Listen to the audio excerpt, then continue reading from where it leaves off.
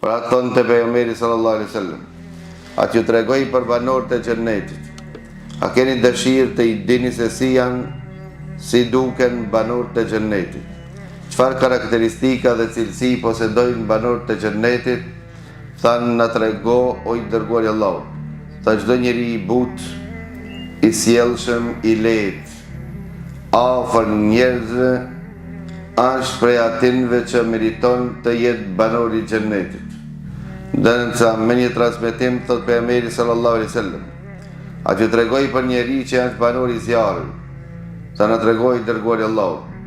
Tha, çdo njeri i vrazhgët, aja është prej vrazhgësia është prej cilësive të banorëve të xhenemit, Allahu na ruaj.